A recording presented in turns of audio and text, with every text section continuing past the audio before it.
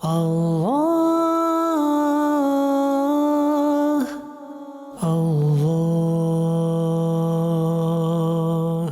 الحمد للہ رب العالمین والصلاة والسلام علی سید المرسلین اما بعد فاعوذ باللہ من الشیطان الرجیم بسم اللہ الرحمن الرحیم الصلاة والسلام علیکہ یا رسول اللہ وعلی آلکہ واصحابکہ یا حبیب اللہ الصلاة والسلام علیکہ یا نبی اللہ وعلی آلکہ واصحابکہ یا نور اللہ۔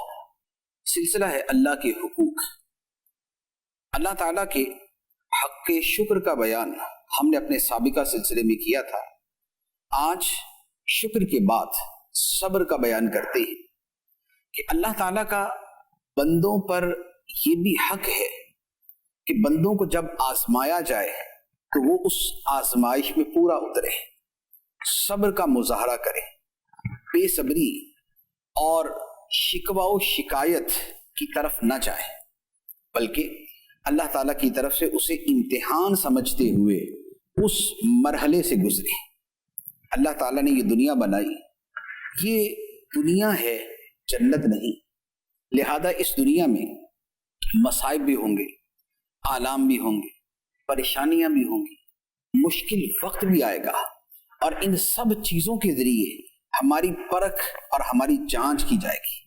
اللہ تعالیٰ نے قرآن پاک میں ارشاد فرمایا، خلق الموت والحیات لیبلوکم ایکم احسن عملا۔ اللہ نے زندگی اور موت کو پیدا کیا تاکہ وہ تمہیں آزمائے کہ تم میں کون اچھے عمل کرنے والا ہے۔ تو زندگی اور موت کے اس سلسلے کا مقصد ہماری آزمائش۔ وہ آزمائش کس طرح کی جائے؟ کبھی تو وہ کوئی خیر دے کر، کوئی بھلائی دے کر ہوتی ہے، اور کبھی وہی آزمائش کسی تکلیف کی صورت میں ہوتی ہے۔ دونوں صورتوں میں اللہ تعالیٰ آزماتا ہے کہ بندہ خدا کی بارگاہ میں جھکا رہتا ہے یا پھر وہاں سے منہ پھیر لیتا ہے۔ ایسا تو نہیں کہ اسے نعمتیں ملیں تو خدا سے پھر جائے، اور نعمتیں نہ ہوں تو خدا کی بارگاہ میں جھکا رہے، یا اس کے برعکس ہو کہ جب مصائب آئیں تو خدا سے منہ موڑ لے کہ مجھے پریشانیاں کیوں آئیں، اور جب حالت امن میں ہے، چین میں ہے، سکون میں ہے، تو پھر تو خدا کی عبادت کرے۔ ہمارے ہاں دونوں طرح کے لوگ پائے جاتے ہیں۔ اللہ تعالیٰ نے ارشاد فرمایا، وَنَبْلُوكُمْ بِالشَّرِّ وَالْخَيْرِ فِتْنَةً، اور ہم تمہیں خیر اور شر دونوں کے ذریعے آزمائیں گے۔ اس آزمائش کی صورتیں کیا ہوتی ہیں کہ جس میں صبر کی ضرورت پڑتی ہے، جس میں بندہ صبر کا مظاہرہ کرتا ہے۔ اللہ تعالیٰ ارشاد فرماتا ہے، وَلَنَبْلُوَنَّكُمْ بِشَيْءٍ مِّنَ الْخَوْفِ وَالْجُوعِ وَنَقْصٍ مِّنَ الْأَمْوَالِ وَالْأَنفُسِ وَالثَّمَرَاتِ وَبَشِّرِ الصَّابِرِينَ، اور ہم ضرور تمہیں آزمائیں گے کچھ خوف سے اور بھوک سے اور مالوں اور جانوں اور پھلوں کی کمی سے، اور خوشخبری سنا دو صبر کرنے والوں کو۔ یہاں بتا دیا کہ بندے کی آزمائش کس طرح کی جاتی ہے۔ کبھی اسے کسی خوف میں مبتلا کیا جاتا ہے، خوف ہوتا ہے مالی نقصان کا، خوف ہوتا ہے جانی نقصان کا، خوف ہوتا ہے مرض میں مبتلا ہونے کا، خوف ہوتا ہے کہ کہیں گئے تو پتہ نہیں ہمارے ساتھ کیا ہو جائے گا۔ زندگی کے بیسیوں معاملات میں خوف کا ہم شکار رہتے ہیں۔ اس خوف کے ذریعے اللہ تعالیٰ بندے کو آزماتا ہے کہ اس خوف میں خدا کی طرف رجوع کرتا ہے یا خدا کو بھول جاتا ہے۔ پھر یہ آزمائش ہوتی ہے بھوک کے ساتھ۔ بھوک کے ساتھ آزمائش کی ایک صورت تو روزہ ہے کہ روزہ فرض کیا گیا تو روزے رکھے جاتے ہیں، بندہ بھوکا رہتا ہے، اس بھوک کے ذریعے آزمایا جاتا ہے۔ اس کے علاوہ یہ ہے کہ اگر غربت ہے، فاقہ ہے، تنگ دستی ہے، اور اس وقت آدمی بھوکا ہے تو اس کے ذریعے آزمایا جاتا ہے۔ صبر جو ہے یہ اتنی عظیم اللہ تعالیٰ کی عطا ہے، اور یہ اتنا عظیم وصف ہے کہ جسے یہ عطا کر دیا گیا وہ یہ سمجھے کہ اسے بہت بڑی شے عطا کر دی گئی۔ چنانچہ حدیث مبارک ہے، نبی پاک صلی اللہ تعالی علیہ وآلہ وسلم نے فرمایا، بخاری اور مسلم کی حدیث ہے، فرمایا وَمَا أُعْطِيَ أَحَدٌ عَطَاءً خَيْرًا أَوْ أَوْسَعَ مِنَ الصَّبْرِ، فرمایا کہ کسی بندے کو صبر سے زیادہ وسعت والی یا صبر سے زیادہ بہتر کوئی اور شے عطا نہیں کی گئی. یعنی جسے صبر دیا گیا اسے سب سے وسیع شے دے دی گئی. جسے صبر کا ملکہ دے دیا گیا، صبر کی صلاحیت دے دی گئی، اسے بہت بڑا انعام اور بہت بڑا تحفہ اور ایک بہترین شے دے دی گئی. کیونکہ زندگی میں صبر کا جو عمل دخل ہے وہ بہت زیادہ ہے. صبر زندگی کے اتنے مراحل میں ہے، اتنی صورتوں میں ہے کہ حقیقت یہ ہے کہ صبر پوری زندگی کو محیط ہوتا ہے. کیسے؟ یہ تھوڑا سا میں آگے جا کے بیان کروں گا کہ صبر کا تعلق پوری زندگی کے ساتھ کیسے ہے. اس سے پہلے صبر کے فضائل کے اوپر قرآن مجید کی چند آیات عرض کرتا ہوں. قرآن مجید میں اللہ تعالیٰ نے 70 سے زیادہ مقامات پر صبر کا ذکر فرمایا ہے. اس سے آپ سمجھ سکتے ہیں کہ صبر کتنی عظیم شے ہے کہ جس کا اللہ تعالیٰ نے اتنی کثرت کے ساتھ تذکرہ فرمایا ہے. صبر کی فضیلت میں اللہ تعالیٰ ارشاد فرماتا ہے، فرمایا وَجَعَلْنَا مِنْهُمْ أَئِمَّةً يَهْدُونَ بِأَمْرِنَا لَمَّا صَبَرُوا. فرمایا کہ جب بنی اسرائیل نے صبر کیا، جب وہ ڈٹ گئے، انہوں نے صبر کا مظاہرہ کیا، تو فرمایا کہ ہم نے ان میں پھر پیشوا بنا دیے جو ہمارے حکم کے مطابق رہنمائی کرتے ہیں. یعنی بنی اسرائیل کے لوگوں نے جب صبر کو شیوا بنایا تو اللہ تعالیٰ نے انہیں دنیا کی پیشوائی عطا فرما دی، انہیں دنیا کی امامت عطا فرما دی، دنیا کے اوپر انہیں غلبہ عطا فرما دیا. کب؟ جب انہوں نے صبر کیا. یعنی جب قوم بحیثیت قوم صبر کرے گی تو قوم کو عروج مل جائے گا. جب بندہ صبر کرے گا تو بندے کو عروج ملے گا، اور جب قوم صبر کرے گی تو قوم کو بلندی عطا کرتی جائے گی. جیسے سیدنا امام حسین رضی اللہ تعالی عنہ کا صبر دیکھیں کہ وہ ایک خاندان کے ساتھ صبر تھا، تو اللہ تعالیٰ نے اس خاندان کا مرتبہ کیسا بلند کیا، ان کی عظمت و شہرت کو کیسا دوام عطا فرمایا. اور بنی اسرائیل کے بارے میں فرمایا کہ انہوں نے صبر کیا تو اللہ تعالیٰ نے انہیں پیشوا بنا دیا. ان کے اندر وہ لوگ پیدا کر دیے کہ جو حکم خدا کے مطابق لوگوں کی رہنمائی کیا کرتے تھے. صبر کے اجر پہ ارشاد فرمایا انما یوفی الصابرون اجرہم بغیر حساب. فرمایا صبر کرنے والوں کو تو بے حساب اجر دیا جائے گا.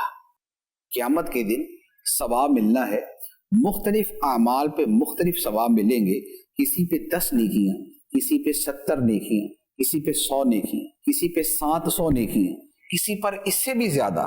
لیکن صبر کے بارے میں فرمایا کہ جو صبر میں کامل ہیں، جو کمال درجے کا صبر کرنے والے ہیں، انہیں قیامت کے دن بے حساب بے شمار اجر عطا کیا جائے گا. ان کا اجر شمار میں آنے والا نہیں. ان کو جو ثواب ملے گا، جو اللہ تعالیٰ کی طرف سے ان کا اکرام کیا جائے گا، وہ کسی شمار میں آنے والا نہیں. یہ صبر کی عظمت ہے. ایک اور آیت مبارکہ اور بڑی خوبصورت آیت، اللہ تعالیٰ ارشاد فرماتا ہے ان اللہ مع الصابرین. بے شک اللہ صبر کرنے والوں کے ساتھ ہے. بے صبری کرنے والوں کے ساتھ نہیں.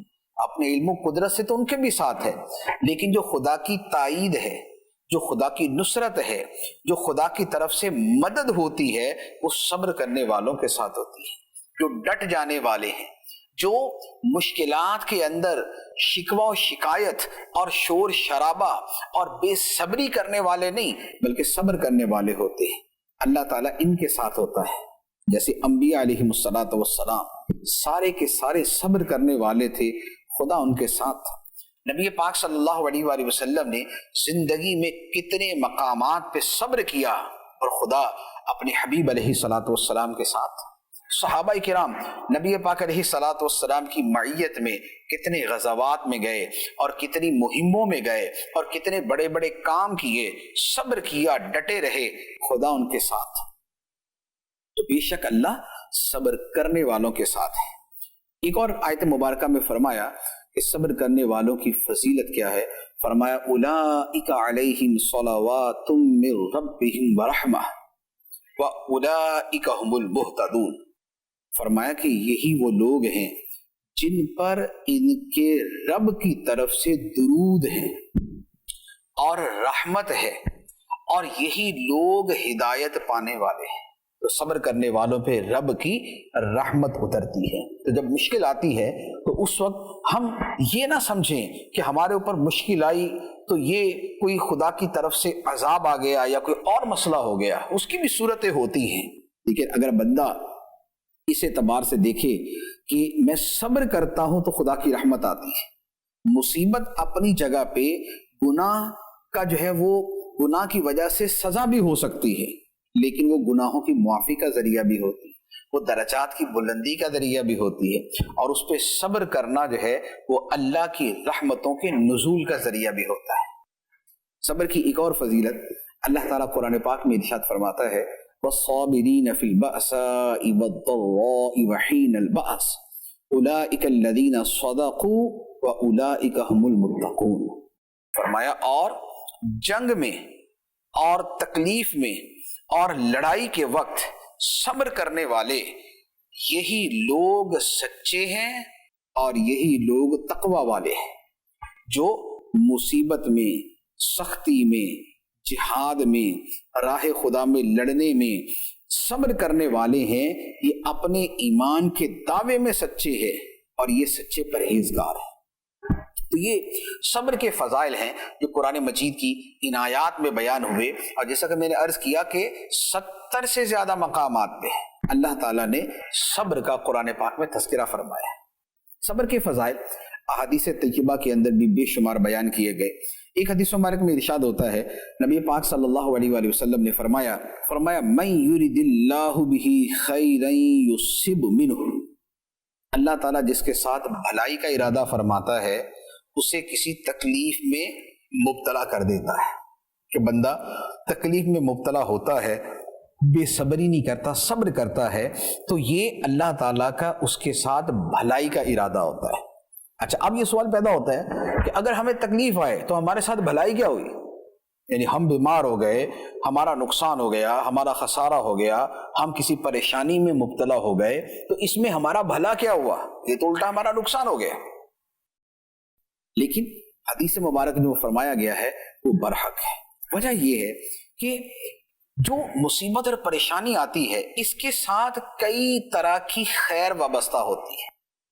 ایک خیر تو یہ ہے کہ جب مشکل آتی ہے تو بندہ خدا کو یاد کرتا ہے، ورنہ نارملی ہم نہ اتنی دعائیں کرتے ہیں، نہ اتنا ذکر اذکار کرتے ہیں، نہ اتنا ہم نماز اور ان چیزوں کی طرف، نیکی اور صدقے کی طرف جاتے ہیں۔ لیکن جب مصیبت آتی ہے تو بندہ صدقہ بھی کرتا ہے، نوافل بھی پڑھتا ہے، نمازیں بھی پڑھتا ہے، تلاوت بھی کرتا ہے، دعائیں بھی مانگتا ہے۔ تو مصیبت کا ایک فائدہ یہ ہے کہ بندہ اللہ کی طرف متوجہ ہو جاتا ہے۔ مصیبت کا دوسرا فائدہ یہ ہوتا ہے کہ بندے کے دل میں یہ بات بیٹھتی جاتی ہے کہ جو انجام ہے، جو بھلائی ہے، وہ اللہ پر توکل کرنے میں ہے، خدا ہی اس مشکل کو دور کرے گا، تو بندے کے دل میں توکل بڑھتا ہے۔ تیسرا یہ ہے کہ جب بندہ خود تکلیف میں پڑتا ہے تو اسے دوسروں کی تکلیف کا احساس ہوتا ہے۔ جس نے پوری زندگی بھوک نہ دیکھی ہو اسے دوسرے کی بھوک کا احساس نہیں ہوتا۔ جس نے پوری زندگی میں دھوپ نہیں دیکھی، ہمیشہ ٹھنڈ میں رہا، اے سی میں رہا، سائے میں رہا، اسے نہیں پتا کہ دھوپ کے اندر کام کرنے والا مزدور کس تکلیف سے گزرتا ہے۔ اچھا، پھر ایک اور بڑی اہم بات ہے کہ انسان جو ہے مشکلات سے گزر کر ہی تجربہ سیکھتا ہے اور زندگی کے علم میں اضافہ کرتا ہے اور آگے بڑھتا ہے۔ اس کی سمجھداری میں جو اضافہ ہوتا ہے وہ انہی مشکلات کا مقابلہ کر کے ہوتا ہے۔ ایک بندے نے کبھی کسی مشکل کا سامنا ہی نہیں کیا تو وہ اس میں وہ صلاحیت کہاں سے ہوگی؟ لیکن ایک وہ ہے جو بچپن سے چیلنجز کا سامنا کرتا آیا ہے، جس نے بہت سے مقامات پہ بہت سے حالات دیکھے اور وہ ان سے گزرا، اس میں غور و فکر کیا اور اس سے کچھ سیکھ کر آگے گیا، تو نتیجہ یہ ہوتا ہے کہ اس کی سمجھداری میں اضافہ ہوتا ہے۔ اس لیے جو خاندان کے بوڑھے لوگ ہوتے ہیں، بڑے بزرگ ہوتے ہیں، اگرچہ وہ ان کی کوئی دنیاوی تعلیم نہ ہو، انہوں نے کبھی اسکول کا منہ بھی نہ دیکھا ہو، لیکن اس کے باوجود کیا ہوتا ہے کہ خاندان کے جو بڑے فیصلے ہوتے ہیں وہ انہی کے مشورے سے کیے جاتے ہیں، یا خاندان کے بڑے فیصلے وہی کرتے ہیں۔ وجہ وجہ یہ ہوتی ہے کہ وہ زندگی کے ان سارے مرحلوں سے گزر چکے ہوتے ہیں۔ تو یہ ہے فرمایا کہ جب اللہ تعالیٰ کسی بندے کے ساتھ خیر کا ارادہ فرماتا ہے تو اسی کسی تکلیف میں مبتلا کرتا ہے، جس تکلیف کے ساتھ بہت سے فوائد وابستہ ہوتے ہیں۔ اچھا، اسی طرح پھر یہ مصیبت میں پڑنا اور اس پہ صبر کرنا، یہ خطاؤں سے، گناہوں سے بندے کو پاک کر دیتا ہے۔ چنانچہ حدیث مبارکہ ترمذی شریف کی نبی پاک صلی اللہ تعالیٰ علیہ وسلم نے ارشاد فرمایا کہ بندہ مومن پہ یا مومن عورت پہ، دونوں پہ، مرد مومن پہ یا مومنہ عورت پہ، اس کی جان، اس کی اولاد اور اس کے مال کے بارے میں کوئی نہ کوئی مشکل آتی رہتی ہے۔ جان کے بارے میں، مال کے بارے میں اور اولاد کے بارے میں کوئی نہ کوئی مشکل آتی رہتی ہے، حتیٰ کہ وہ بندہ یا بندی اللہ سے اس حال میں ملتے ہیں کہ ان پہ کوئی خطا باقی نہیں ہوتی۔ یعنی زندگی کی یہ مشکلات ان کی خطاؤں کو مٹاتی رہتی ہے، ان کے گناہوں کو ختم کرتی رہتی ہے، اور جب وہ خدا سے ملاقات کرتے ہیں تو ان پہ خطا کوئی نہیں ہوتی۔ اللہ تعالیٰ گناہوں سے پاک کر کے اپنی بارگاہ میں بلاتا ہے۔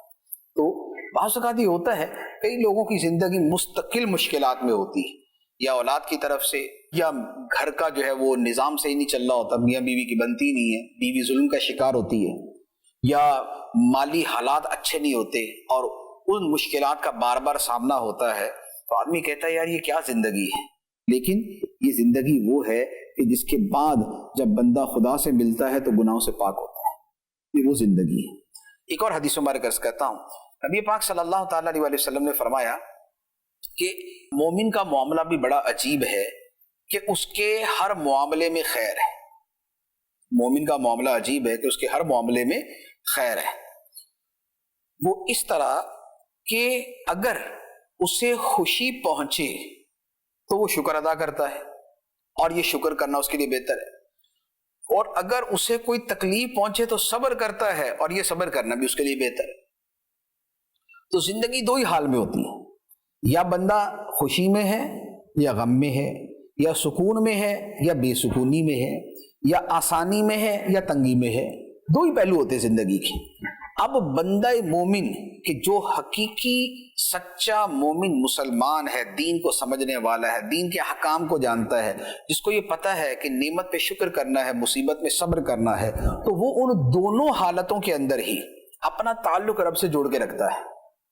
دونوں حالتوں میں وہ خیر والی صورت اختیار کرتا ہے کہ شکر اور صبر کی صورت اختیار کرتا ہے۔ تو یہ بندہ مومن کا معاملہ ہے۔ اچھا، صبر کے حوالے سے ایک اور کلام کہ صبر کی جو ہے وہ مختلف اقسام ہیں۔ شروع کے اندر میں جو نے عرض کیا تھا کہ صبر وہ شے ہے کہ جس کا تعلق پوری زندگی کے ساتھ ہوتا ہے۔ وہ کیسے؟ وہ اس طرح کہ صبر کی تین قسمیں ہیں۔ ایک صبر ہے نیکیوں پر، کہ بندہ نیکی کرے اور اس پہ ڈٹ جائے، یعنی بنیادی طور پہ صبر کا مطلب ہوتا ہے ڈٹ جانا۔ تو اب بندہ نیکیاں کرے اور نیکیوں پہ ڈٹ جائے، اللہ تعالیٰ کی فرما برداری پر ڈٹ جائے۔ دوسرا ہے گناہوں سے صبر کرنا، یعنی گناہ کے ارتکاب سے اپنے آپ کو روک کے رکھنا۔ اور تیسرا ہے مشکلات میں صبر کرنا۔ تو آدمی یا تو نیکی کرے گا، یا اس کا رجحان گناہ کی طرف ہوگا، اس کے سامنے گناہ کا معاملہ ہوگا، اور یا کسی مصیبت میں مبتلا ہوگا۔ حتیٰ کہ شکر کے اندر بھی صبر کا معنی ہوتا ہے۔ جب بندہ شکر کرتا ہے تو یہ اپنے آپ کو نیکی پر روکتا ہے، تو صبر کا مفہوم اس کے اندر بھی پایا جاتا ہے۔ تو اس لیے صبر کا جو دائرہ ہے یہ بڑا وسیع ہے۔ اچھا، اب صبر کے جو مواقع ہیں زندگی میں وہ بہت ساری صورتوں میں پیش آتے ہیں۔ ہم جب اپنی زندگی پہ غور کریں تو جو زندگی کی مشکلات ہیں، جو زندگی کی تکلیفیں ہیں، اس کی کئی صورتیں ہو سکتی ہیں۔ جیسے کسی کا بچہ یا اس کی بچی جو ہے وہ فوت ہو جائے، یہ زندگی کا ایک بہت بڑا سانحہ ہوتا ہے، لیکن اس بڑے سانحے پہ اگر بندہ صبر کرتا ہے تو اللہ تعالیٰ اسے اجر بھی بہت بڑا عطا فرماتا ہے۔ چنانچہ حدیث مبارک ہے، بخاری شریف کی حدیث ہے، نبی پاک صلی اللہ تعالیٰ علیہ وسلم نے ارشاد فرمایا کہ میں اپنے بندے کی جب کوئی پیاری شے اس سے لے لوں اور وہ بندہ اس پہ صبر کرے ثواب کی نیت سے، تو فرمایا کہ پھر میرے پاس اس کا بدلہ کیا ہے سوائے جنت کے، یعنی میں اسے جنت عطا کروں گا۔ جب اللہ تعالیٰ بندے کی کوئی پیاری شے لے لیتا ہے تو بدلے میں اس کو جنت عطا فرماتا ہے۔ ایک اور حدیث مبارک میں ارشاد فرمایا، اس میں بھی انسان کی ایک بڑی پیاری نعمت کا تذکرہ ہے، اور وہ ہے آنکھیں۔ یہ آنکھیں انسان کی بڑی عظیم نعمت ہے۔ تو نبی پاک صلی اللہ تعالیٰ علیہ وسلم نے فرمایا کہ اللہ تعالیٰ فرماتا ہے جب میں اپنے بندے کو اس کی دو پیاری چیزوں کے امتحان میں ڈالوں، دو پیاری چیزوں سے مراد آنکھوں کے امتحان میں ڈالوں کہ اس کی نظر ختم ہو جائے، پھر وہ بندہ صبر کرے، تو فرمایا میں ان آنکھوں کے بدلے میں اسے جنت عطا کروں گا۔ تو یہ بھی صبر ہی کا نتیجہ ہے کہ اللہ تعالیٰ صبر کے اوپر جنت عطا فرمائے گا۔ اچھا، اسی طرح پھر زندگی میں جو چھوٹی موٹی تکلیفیں آتی رہتی ہیں، چلتے ہوئے ٹھوکر لگ گئی، یا کوئی شے چبھ گئی، کوئی کانٹا چبھ گیا، یا کوئی چھوٹی موٹی بجری کوئی اس طرح کی چیز پاؤں میں چبھ گئی، یا کسی جگہ ہاتھ لگ گیا، یا کسی کی کوہنی ہمیں لگ گئی، تو اس طرح کی وہ چیزیں ہوتی ہیں جو زندگی میں چلتی رہتی۔ کبھی کندھوں میں درد ہے، کبھی کمر درد کر رہی ہے، کبھی ٹانگیں بے جان سی ہیں، کبھی آدمی جو ہے وہ گرا پڑا سا ہے، بدن میں چستی نہیں ہے، کمزوری محسوس کر رہا ہے، کبھی بخار ہو گیا۔ تو یہ وہ چیزیں ہیں کہ جو زندگی میں ساتھ ساتھ چلتی ہیں، یعنی جو زندہ ہے اسے کچھ نہ کچھ تو ہوگا۔ ایسا نہیں ہو سکتا کہ زندہ اور اس کو کچھ نہ ہو۔ وہ بچہ ہے، وہ جوان ہے، وہ بوڑھا ہے، وہ مرد ہے، وہ عورت ہے، اس کے ساتھ زندگی میں کچھ ایسا ہوگا، ایسا ضرور ہوتا ہے کہ جو اسے پسند نہیں ہوتا، جو اس کے مزاج کے خلاف ہوتا ہے، جو اس کی طبیعت کے خلاف ہوتا ہے۔ اچھے سے اچھا ہر وقت بالکل نعمتوں کے دریا میں غرق آدمی بھی جو ہے بعض کا صبح اٹھتا ہے سر بھاری ہوتا ہے، رات کو نیند نہیں آتی، کھانا اس نے کھایا بدہضمی ہو گئی، فوڈ پوائزن ہو گیا۔ تو یہ جو معاملات ہیں کہ جو زندگی کے ساتھ چلتے ہیں، اگر بندہ صبر کو وتیرہ بنا لے کہ بے صبری نہیں کرنی، اللہ تعالیٰ کی طرف سے آزمائش پہ شکوہ و شکایت نہیں کرنا، اس کو بتا، اس کو بتا، اس کو بتا، یہ نہیں کرنا، دوا کھانا، ڈاکٹر کو بتانا ایک اور چیز ہے، لیکن جو بے صبری اور واویلا جسے کہتے ہیں وہ نہیں کرنا، تو اس کا نتیجہ کیا ہے؟ نبی پاک صلی اللہ تعالیٰ علیہ وسلم فرماتے ہیں کہ مسلمان پر جو بھی تھکاوٹ، بیماری، پریشانی، غم، تکلیف یا صدمہ پہنچتا ہے، حتیٰ کہ اسے جو کانٹا بھی چبھتا ہے، اللہ تعالیٰ اس کے سبب اس کے گناہوں کا کفارہ بنا دیتا ہے۔ اب آپ دیکھیں کہ نبی پاک صلی اللہ تعالیٰ علیہ وسلم نے ان اشیاء کو بیان فرمایا جو دن رات ہمارے ساتھ ہیں۔ فرمایا کہ من نصب ولا وصب ولا ہم ولا حزن ولا اذن ولا غم حتی الشوکہ یشاکوہا الا کفر اللہ بہا من خطایا۔ تو اب یہ وہ چیزیں ہیں، تھکاوٹ کس کو نہیں ہوتی؟ تقریباً روزانہ ہی ہوتی، کام کر کے تھک جاتے ہیں، اور کام کرنے کو دل نہ کرے اور پھر کرنا پڑے تو زیادہ ہی تھک جاتے ہیں، بلکہ بعضوں کا تو سو کے تھک جاتے ہیں۔ تو تھکاوٹ ایک روزمرہ کا معمول ہے۔ سردیوں کے موسم میں سردی تھوڑی سی زیادہ محسوس ہونا شروع ہو جاتی ہے، گرمیوں کے موسم میں گرمی تنگ کر رہی ہوتی۔ تو یہ ساری زندگی کے معاملات ہیں، لیکن ہر شے بندے کی گناہوں کا کفارہ بن رہی ہوتی ہے، ہر شے بندے کے گناہوں کا کفارہ بن رہی ہوتی ہے۔ اچھا، اسی طرح جسمانی بیماری ہے، بخار وغیرہ ہے، تو اب بخار جو ہے، کوئی بندہ ایسا نہیں ہوگا جیسے بخار نہ ہوا زندگی کے، اور پھر عمر کے ساتھ ساتھ اس کا معاملہ بڑھتا جاتا ہے کہ زیادہ عمر ہوتی ہے، بخار عام طور پہ کمزوری کی وجہ سے ہو جاتا ہے، یا بچوں کے اندر انفیکشن کی وجہ سے، یا اور بڑوں میں ہو جاتا ہے۔ اب یہ جو بخار ہے، خود اس کے اوپر بھی نبی پاک صلی اللہ تعالیٰ علیہ وسلم نے فرمایا۔ حضرت عبداللہ بن مسعود فرماتے ہیں، میں ایک مرتبہ نبی پاک علیہ السلام کی بارگاہ میں گیا تو آپ علیہ السلام کو بخار تھا، تو میں نے جب دیکھا، میں نے چیک کیا تو مجھے بخار محسوس ہوا۔ فرماتے ہیں میں نے عرض کی، یا رسول اللہ صلی اللہ علیہ وسلم، آپ کو تو بڑا شدید بخار ہے، آپ کو بڑا شدید بخار ہے۔ نبی پاک صلی اللہ علیہ وسلم نے فرمایا کہ ہاں، مجھے بخار ہوتا ہے جیسے تم میں سے دو آدمیوں کو ہوتا ہے۔ مراد یہ کہ ڈبل بخار، اس کی شدت جو ہے وہ ڈبل ہے۔ تو حضرت عبداللہ بن مسعود فرماتے ہیں میں نے عرض کی، یا رسول اللہ، اس لیے کہ آپ کو ثواب بھی ڈبل ملے گا۔ تو نبی پاک صلی اللہ علیہ وسلم جو اللہ کے محبوب ہیں، ان کو عام لوگوں سے 2 گنا زیادہ تیز بخار ہوتا تھا۔ پھر نبی پاک صلی اللہ علیہ وآلہ وسلم نے فرمایا کہ ہاں یہی معاملہ ہے کہ مجھے ثواب بھی لوگوں سے 2 گنا زیادہ ملے گا۔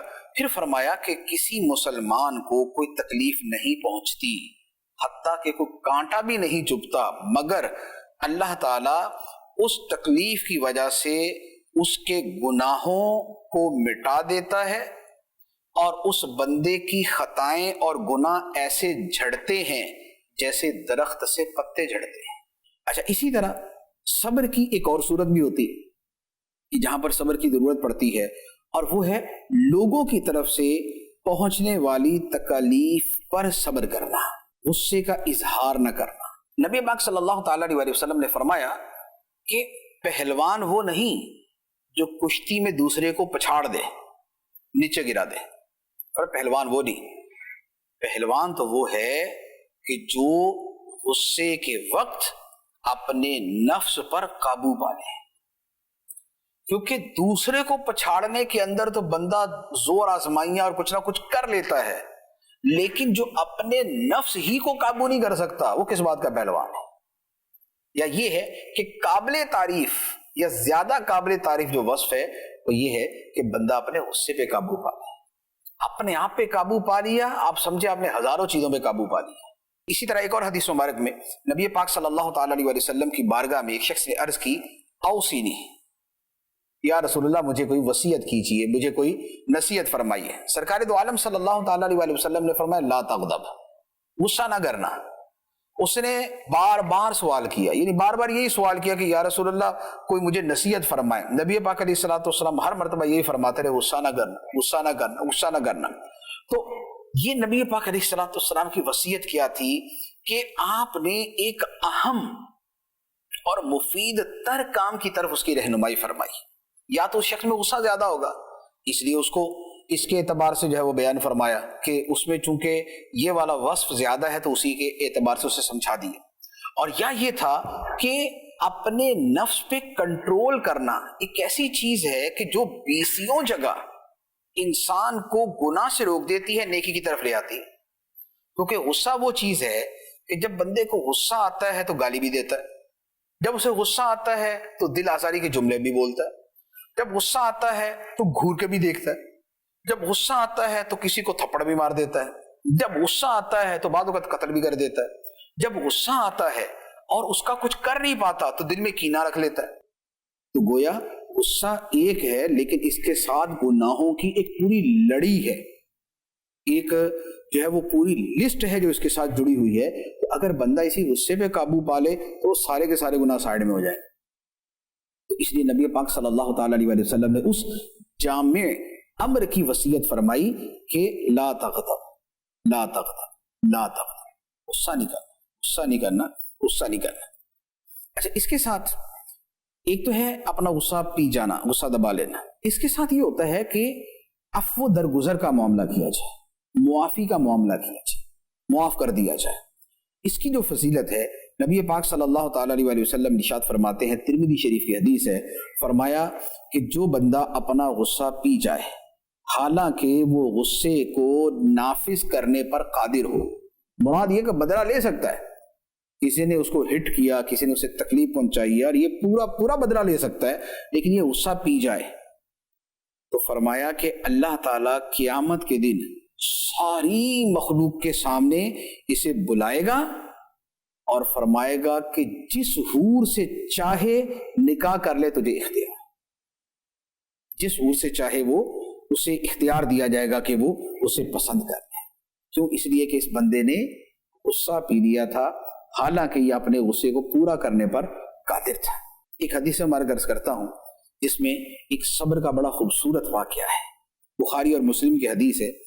ایک شخص حضرت عبداللہ بن عباس رضی اللہ تعالی عنہما نے اپنے ایک شاگرد سے فرمایا کہ الا اریک امرأۃ من اہل الجنہ، اپنے شاگرد سے فرمایا کہ کیا تمہیں میں ایک جنتی عورت نہ دکھاؤں؟ ایک عورت ہے جو جنتی ہے، یعنی دنیا کے اندر ہی فرما رہے کہ کیا تم نے کوئی جنتی عورت دیکھنی؟ انہوں نے عرض کی، شاگرد نے عرض کی حضرت عطا نے، کیوں نہیں؟ فرمایا کہ یہ جو سیاہ رنگ کی عورت ہے، ایک اور خاتون تھی وہاں پر صحابیہ، فرمایا یہ جو سیاہ رنگ کی خاتون ہیں، فرمایا کہ یہ نبی پاک علیہ السلام کی بارگاہ میں ایک مرتبہ آئی اور انہوں نے آ کے عرض کی کہ یا رسول اللہ مجھے مرگی کے دورے پڑتے ہیں، اور مرگی کے جب دورے پڑتے ہیں تو میرے کپڑے جو ہے نا وہ کھل جاتے ہیں، بے پردگی ہوتی ہے، تو آپ اللہ تعالیٰ سے میرے لیے دعا کر دیں۔ نبی پاک صلی اللہ تعالیٰ علیہ وسلم نے فرمایا کہ ان شئتی صبرتی ولکل جنہ، فرمایا کہ اگر تو چاہے تو صبر کرے اور تجھے جنت ملے گی۔ اس صحابیہ سے فرمایا اگر صبر کرے تو تجھے جنت ملے گی، اور اگر تو چاہے تو میں تیرے لیے عافیت کی شفا کی دعا کر دیتا۔ تو اس صحابیہ نے کیا جواب دیا؟ اس نے عرض کی اصبر، میں صبر کروں گی یا رسول اللہ، میں صبر کروں گی، کیونکہ صبر پہ جنت کا سرکار علیہ السلام نے فرمایا۔ تو انہوں نے عرض کی کہ یا رسول اللہ میں صبر کروں گی، لیکن جو مرگی کا دورہ پڑنے پر بے پردگی ہوتی ہے آپ اس کی دعا فرما دیں کہ بے پردگی نہ ہو۔ تو نبی پاک صلی اللہ تعالیٰ علیہ وسلم نے اس عظمتوں والی صحابیہ کے لیے یہی دعا فرما دی۔ تو اب اس عورت کو کہ جسے نبی پاک علیہ السلام نے فرمایا تھا کہ مرگی کے دورے پڑتے ہیں، اگر تم چاہو تو میں دعا کر دیتا ہوں اور یہ دورے ختم ہو جائیں گے مرگی کے، اور اگر چاہو تو میں تمہارے لیے یہ والی دعا نہیں کرتا شفا کی، اور تم صبر کرو تو تمہیں جنت ملے گی۔ تو صحابیہ نے کیا کیا؟ انہوں نے مرگی کے دورے وہ برداشت کر لیے، لیکن یہ عرض کیا کہ یا رسول اللہ وہ جو دورہ پڑنے پہ کپڑے ادھر ادھر ہو جاتے ہیں، بے پردگی ہوتی ہے، بس وہ نہ ہو۔ تو نبی پاک علیہ السلام نے وہی دعا اس صحابیہ کے لیے کی۔ تو اب ان کے بارے میں، اس صحابیہ رضی اللہ عنہا کے بارے میں حضرت عبداللہ بن عباس فرماتے ہیں اپنے شاگرد حضرت عطا سے کہ اگر جنتی عورت دیکھنی ہے تو اسے دیکھو، جس نے صبر اختیار کر کے نبی پاک علیہ السلام سے جنت کی دعا کروا لی۔ سبحان اللہ، سبحان اللہ۔ یہ صحابہ کرام کی عظمتیں دیکھیں، اللہ اکبر، نبی پاک علیہ السلام کے اختیارات دیکھیں، صحابیات کی تربیت دیکھیں، صبر کا مرتبہ دیکھیں، پردے اور بے پردگی کے حوالے سے کانشیسنس دیکھیں، ایک جو تھنکنگ ان کی ہے، ایک جو سوچ ہے وہ دیکھیں، اور اس کے ساتھ صبر کا مرتبہ دیکھیں کہ کیسا صبر کیا۔ تو صبر جو ہے وہ اس طرح کیا جاتا ہے۔ صبر کے کچھ آداب بھی ہیں، چند ایک آداب عرض کرتا ہوں۔ ایک تو یہ ہے کہ صدمے پر فوراً صبر کرنا چاہیے، بعد میں تو آ ہی جاتا ہے، یعنی ایسا تو نہیں ہوتا کہ تکلیف آئی تو بندہ 70 سال تک اس کو یاد ہی کرتا رہے گا۔ کوئی بعد اوقات ہوتا بھی ہے کہ کچھ لمبا عرصے تک یاد رہتی ہے، لیکن جو دل میں ایک بہت کیفیت بدلتی ہے تکلیف کی وجہ سے، وہ تو کچھ ہی عرصہ رہتی ہے نا، وہ 1 دن رہے گی، وہ 10 دن رہے گی، وہ مہینہ رہے گی، وہ سال رہے گی، 2 یا 3 سال رہے گی، اس کے بعد زندگی کے اور میلے جھمیلے، زندگی کے اور معمولات مصروفیات ہوتی ہیں، اس سے وہ غم بھول جاتا، تکلیف بھول جاتی۔ تو تب بھولے تو کیا بھولے۔ صبر یہ ہے کہ جب صدمہ پہنچا اس وقت صبر کیا جائے۔ نبی پاک علیہ الصلوۃ والسلام ایک عورت کے پاس سے گزرے، وہ کسی قبر کے پاس بیٹھی رو رہی تھی، تو نبی پاک علیہ السلام نے فرمایا اللہ سے ڈر اور صبر کر۔ تو اس کو پتہ نہیں چلا کہ یہ نبی پاک علیہ السلام فرما رہے ہیں، تو اس نے اپنی لا علمی کے اندر اس نے کہہ دیا کہ آپ مجھ سے دور ہی رہیں، آپ کو وہ تکلیف نہیں پہنچی جو مجھے پہنچی ہے، آپ کو نہیں پتا مجھے کیا تکلیف پہنچی ہے۔ تو اب بعد میں اس عورت سے کہا گیا کہ تمہیں پتہ ہے تم نے جملہ کسے کہا تھا؟ وہ نبی پاک علیہ السلام تھے۔ تو اب اس عورت کو بڑا صدمہ ہوا کہ یہ میں نے کیا کیا، میں نے سرکار علیہ السلام کو ایسا جملہ بول دیا۔ اب وہ سرکار علیہ السلام کی بارگاہ میں آئی اور آ کے عرض کی کہ یا رسول اللہ میں نے آپ کو پہچانا نہیں تھا، میں اپنے غم میں تھی، صدمے میں تھی، میرا بیٹا مر گیا تھا، میں اس کی قبر کے پاس تھی۔ تو یہ واقعی حالت ایسی ہوتی ہے۔ تو نبی پاک علیہ السلام نے فرمایا انما الصبر عند الصدمۃ الاولی، سرکار علیہ السلام نے فرمایا کہ صبر پہلے صدمے کے وقت ہوتا ہے، جب تجھے صدمہ پہنچا تھا تب صبر کرنا تھا، تو اب بعد میں تو آہستہ آہستہ آ ہی جائے گا۔ تو لہٰذا جب تکلیف پہنچے، اب یہ نہیں ہے کہ تکلیف پہنچی کسی کا کو ٹھوکر لگی اس وقت تو گالی دے دی اس کو، اس وقت تو تھپڑ مار دیا، بعد میں بولے میں صبر کرتا ہوں۔ تو صبر جو ہے at a time, on the spot, اس وقت صبر کرنا ہوتا ہے۔ اچھا، اسی طرح تکلیفوں کے اندر ایک اور شے یاد رکھنے کی ہے کہ زندگی میں جتنی بھی تکلیفیں آ جائیں کبھی موت کی تمنا نہیں کرنی چاہیے۔ موت کی تمنا کرنا یہ ناجائز ہے، گناہ۔ بعض اوقات حالات اس طرح کے مسلسل تکلیف دہ چلتے ہیں کہ بعض لوگ موت کی دعا کرتے ہیں، بعض لوگ موت کی تمنا کرتے ہیں، کہتے کاش میں مر ہی جاؤں۔ بعض لوگ موت کی دعا کرتے ہیں کہ یا اللہ بس مجھے اٹھا لے، یا اللہ مجھے موت دے دے۔ موت کی دعا کرنا اور موت کی تمنا کرنا یہ دونوں ناجائز۔ بہت زیادہ ہو تو اتنی دعا کر سکتے ہیں کہ یا اللہ جب تک میرے لیے زندگی بہتر ہے مجھے زندہ رکھ، اور جب میرے لیے موت بہتر ہے تو پھر مجھے موت عطا کر۔ یعنی یہ نہ کہے کہ یا اللہ مجھے اب موت دے دے، یہ کہے کہ یا اللہ جب تک زندگی میرے لیے بہتر ہے تو مجھے زندگی دے، جب موت میرے لیے بہتر ہے تو مجھے موت عطا فرما۔ تو لہذا یہ دعا کر سکتے ہیں، ورنہ موت کی تمنا یا موت کی دعا نہیں کر سکتے۔ ہاں اللہ تعالیٰ کی محبت میں، اللہ تعالیٰ کے لقاء کے شوق میں، نبی پاک صلی اللہ علیہ وآلہ وسلم کی محبت میں، اور اس طلب کے اندر کہ مر کے قبر میں جائیں گے تو سرکار علیہ الصلوۃ والسلام کی زیارت کریں گے، اس شوق، محبت اور عشق کے اندر یا راہ خدا میں شہادت کی یا وہ طلب کے اندر اگر موت کی تمنا ہے تو یہ محمود ہے، یہ پسندیدہ ہے، یہ کی جا سکتی ہے۔ تو یہ صبر کے حوالے سے چند آداب عرض کیے۔ اسی طرح صبر کا ایک اور ادب یہ ہے کہ کوئی موقع آتا ہے، جیسے کوئی موت میت ہو گئی تو آنسوؤں سے رونا منع نہیں ہوتا، لیکن چیخنا، چلانا، کپڑے پھاڑ دینا، بال نوچنا یہ حرام ہے۔ یہ والی صورت ہے، نوحہ کی صورت جو ہے یہ حرام ہے۔ تو لہذا یہ اکثر و بیشتر یہ دیکھنے میں آتا ہے کہ اللہ تعالیٰ جو ہے وہ ہماری حفاظت فرمائے، ہمارے ساتھ خیر کا معاملہ فرمائے، لیکن یہ ہے کہ موت تو ہر گھر میں آتی ہے، ہر گھر میں جو زندہ ہے اس نے دنیا سے جانا ہی ہے کبھی نہ کبھی۔ اب اس کے اوپر واویلا، کپڑے پھاڑ لینا اور مبالغہ آرائی کے ساتھ میت کے اوصاف بیان کرنا، بال نوچنا، بے پردگی، یہ سب چیزیں یہ حرام ہیں، یہ بڑا شدید وعیدیں ہیں، اس کے اوپر شدید وعیدیں ہیں۔ لہذا ان چیزوں سے بچنا چاہیے۔ آنسوؤں سے رونا یہ ٹھیک ہے، اس میں کوئی حرج نہیں ہے، سنت سے ثابت ہے، لیکن چیخنا چلانا، کپڑے پھاڑنا، واویلا کرنا، اپنے منہ پہ تھپڑ مارنا، اپنی رانوں پہ تھپڑ مارنا، یہ سب حرام ہے، ناجائز ہے۔ تو لہذا صبر جو ہے وہ اختیار کرنا چاہیے، اور صبر کے لیے صابرین کے واقعات پڑھیں۔ ابراہیم علیہ السلام کا صبر، یعقوب علیہ السلام کا صبر، حضرت ایوب علیہ السلام کا صبر، نبی پاک علیہ السلام کا صبر، اسی طرح جو ہے امام حسین رضی اللہ عنہ کا صبر۔ تو یہ صبر کے واقعات پڑھیں گے تو اس سے دل کے اندر صبر کی قوت پیدا ہوگی، اور اس کے لیے قرآن مجید کا مطالعہ کریں، قرآن مجید پڑھیں، یا ہماری کتاب ہے سیرت الانبیاء، تو سیرت الانبیاء پڑھیں، اس میں انبیاء علیہ السلام کے واقعات پڑھیں، اس پہ صبر کا بیان، تو اس سے انشاءاللہ عز و جل صبر کا ملکہ پیدا ہوگا۔ اللہ تعالی ہمیں عمل کی توفیق عطا فرمائے، آمین بجاہ النبی الامین صلی اللہ علیہ وسلم۔ اللہ اللہ